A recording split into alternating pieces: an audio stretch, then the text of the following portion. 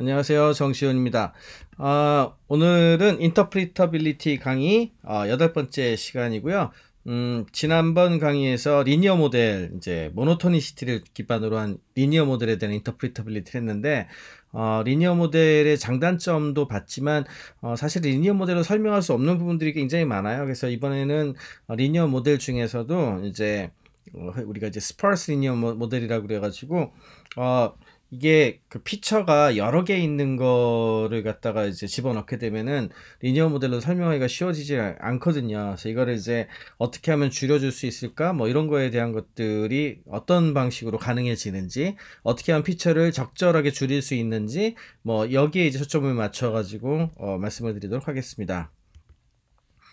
일단 그 리니어 모델은 이렇게 표현이 됩니다. 이게 보면 이제 yi 이제 이게 우리가 예측해야 되는 그 변수죠. 그리고 이게 x가 종류가 여러 개가 있는데 그 중에 웨이트가 하나, 둘, 셋. 지금 보면 이제 피처가 하나 여기 ip까지 p개가 지금 있는 거고요. 이게 에라텀이고 그렇게 해서 이제 이렇게 해가지고 표현을 해서 y를 예측하게 되는데. 이렇게 되면은, 굉장히 많은 수의 피처를 집어넣게 되면은 이렇게 여러 개의 변수를 이용해서 덧셈을 해가지고 하는 게 리니어 모델이죠. 그런데 이 중에서 사실은 이렇게 많으면은 이게 설명하기가 좋지가 않아요. 그러면은 이 중에 상당수는 별 쓸데없는 것도 되게 많을 거고요. 그 다음에 그다지 그 모델에 큰 영향을 주지 않는 것도 되게 많을 거예요. 그러면 이게 많으면 많을수록 이렇게 많은 것들이 동작을 하니까 이 모델은 설명을 할 때 이렇게 많은 걸 고려해야 돼. 이건 굉장히 설명하는데 안 좋죠. 그래서 이해하는데도 좋지 않고요.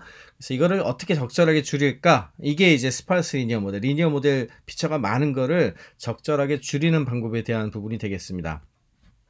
그래서 가장 많이 쓰이는 방식이 이제 라쏘인데요. 라쏘는 저도 처음에는 이 라쏘 처음 들었을 때 무슨 뭐 그 자체로 대명사인 줄 알았는데 그게 아니고 약자입니다.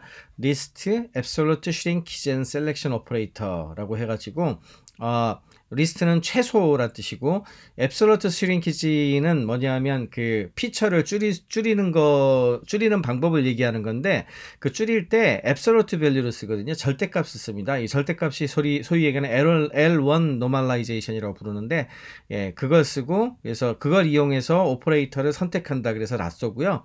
결국에는 굉장히 많은 숫자의 피처들 중에서 그 중에 몇 개를 선택하는 거 그리고 이걸 하기 위해서는 그 선택된 피처 웨이트를 정규화를 해서 이제 이걸 이제 일종의 비용으로 넣어줍니다. 넣어주게 되면은 이걸 조절을 하게 되면 피처 숫자를 좀 조정할 수가 있거든요. 그래서 그렇게 하는 것이 라쏘고요.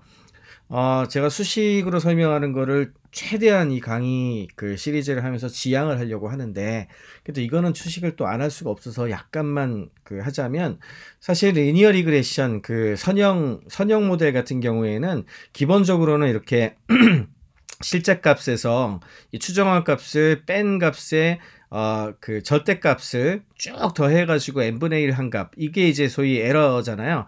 이 에러를 최소화하는 그 수치로 이제 베타 값을 쭉 정하는 거죠. 베타라고 하는 그 웨이트를 정하는 게 이게 이제 리니어 모델이지 않겠습니까?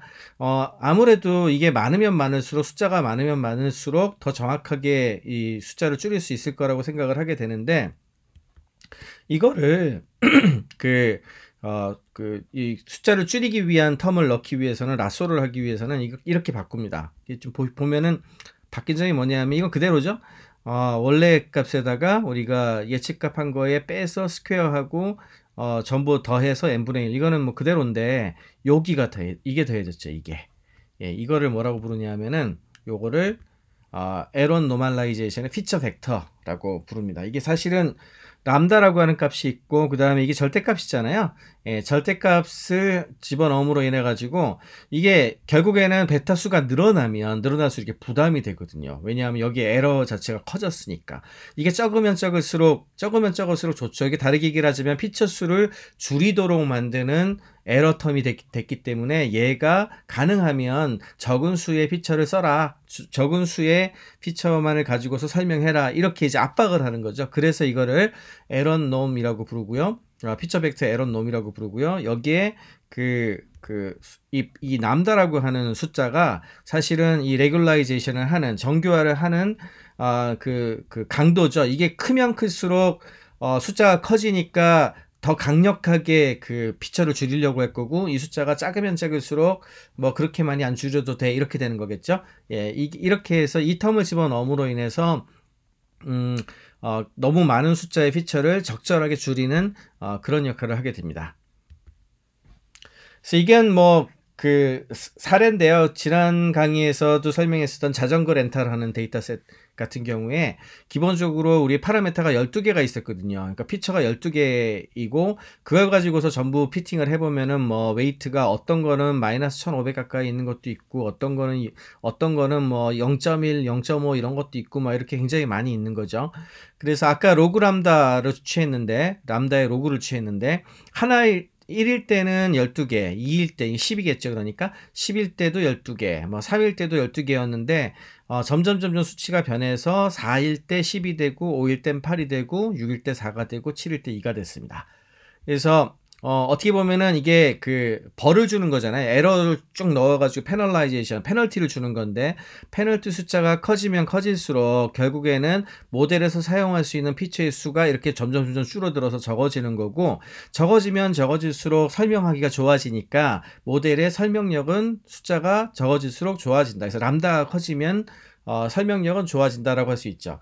그러면 설명력을 좋게 만들기 위해서 람다를 크게 만들면 무조건 좋냐? 그건 절대 아니죠. 왜냐하면 그렇게 되면은 전체 에러의 수가 늘어날 가능성이 굉장히 높겠죠. 왜냐하면은 더 많은 거를 집어넣었을 때 더 명확하게 피팅이 될 테니까. 그렇지만 그렇게 피팅된 거는 우리가 흔히 얘기하는 오버피팅이라 그래서 일반화된 곳에 딱 집어넣었을 때에는 잘 동작하지 않는 그런 녀석이 될 가능성이 많아요. 그러니까 이 언저리 중간 어딘가에 에러가 적당히 덜 나면서 피처 수가 적게 설명할 수 있는 어떤 포인트를 찾아야 되는 것이 이 멀티플 리그레이션, 선형 모델의 피처가 여러 개 있는 거를 쓸 때 가장 우리가 핵심적으로 생각해야 되는 부분이라고 할 수 있겠습니다.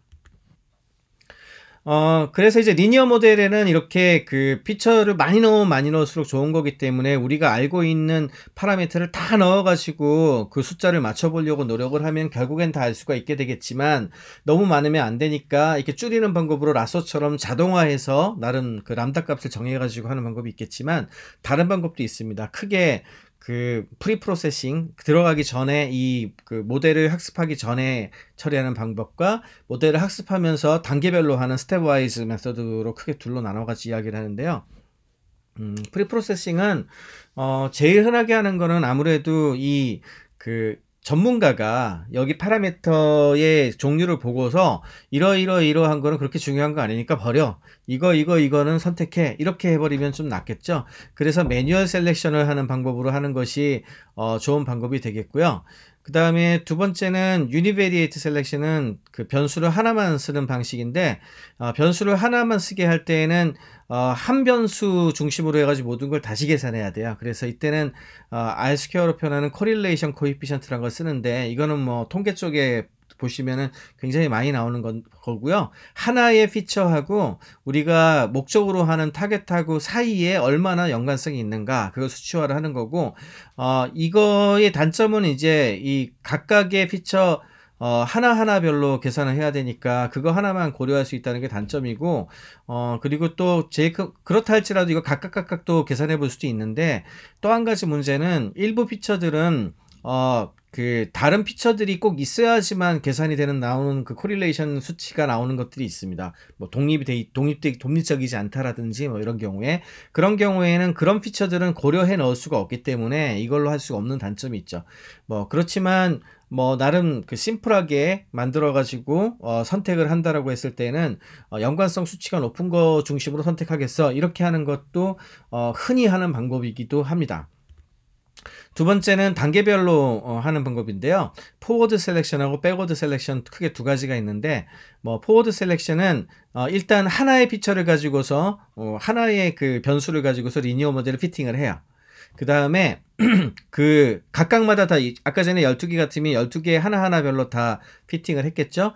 그리고 나서 그 중에서 가장 R-스퀘어 값이 높은 거를 선택을 합니다. 그 다음에 새로운 피처를 선택을 해서 하나를 더 넣어요. 그래서 지금 현재 베스트 모델 하나짜리인데 제일 나았던 거겠죠. 여기에다가 하나를 더 넣어서 해봅니다. 그렇게 하고 나서 또 반복하는 거죠. 이렇게 하면 2개, 3개, 4개 늘어나겠죠. 이렇게 해서 언제까지 하느냐, 우리가 생각하는 최대의 피처의 숫자, 예를 들어 4개나 5개로 설명해야 돼. 그러면 4개나 5개가 나올 때까지 지속을 하는 거죠. 두 번째는 백워드 셀렉션 방법인데 비슷한 건데요. 이거는 처음에 12개다 예를 들어 12개를 다 넣어요. 다 넣고서 맞춰봅니다. 피팅을 해요. 그리고 나서 하나씩 빼는 거예요. 하나씩 빼봤더니 어떤 걸 뺐을 때 그나마 제일 낮은지를 파악을 하고, 이렇게 빼나가다 보면은 예를 들어 4개, 5개다 그러면은 그 중에서 4개, 5개가 남을 때까지 뺄 수 있겠죠. 예, 그렇게 해서 만들어지는 그 피처를 줄이는 거를 스텝와이즈 메소드라고 부릅니다. 이거는 그러니까 하나씩 더하는 방법이고, 이건 처음에 다 넣고 하나씩 빼가지고 제일 낮게 맞추는 거라고 말씀을 드릴 수가 있겠죠. 이렇게 크게 리니어 모델로 모든 거를 설명하려면은 피처 우리가 알고 있는 파라미터를 전부 다 넣어가지고 계산을 해야 되는데, 이게 사실은 우리가 가지고 있는 숫자에 비해서 너무 많을 수가 있고, 그런 거 하나하나를 다 보고 우리가 해석하라 그러면 해석할 수가 없기 때문에 적당한 숫자를 줄여야 되고요. 이렇게 줄이는 방법이 그래서 굉장히 중요하다고 말씀을 드릴 수가 있고요. 그 방법으로는 이렇게 매뉴얼하게 뽑거나 미리 코릴레이션 코에피션트를 계산해 가지고 그 중에 몇 개를 선택한다든지 이런 방법, 또는 하나씩 넣어보거나 빼거나 이렇게 하는 방법도 있고, 그렇지만 가장 많이 쓰이고 가장 그래도 수학적으로 나름대로 제일 설명력이 높고 제일 합리적이라고 말할 수 있는 건 라쏘 같은 방법이 있겠습니다. 이렇게 하면은 이제 조금 더 리니어 모델을 이용해서 설명을 잘할 수가 있다는 것 정도로 이해를 하시면 되겠습니다. 다음 시간에는 리니어 리그레션까지 했지만 이제 로지스틱 리그레션을 아마 좀 더 공부를 해야 될 것 같아요. 다음번에는 이제 클래시피케이션 태스크, 이제 분류하는 것에서의 인터프리터빌리티를 어떻게 하면 될지에 대해서 다음 시간부터 강의를 하도록 하겠습니다.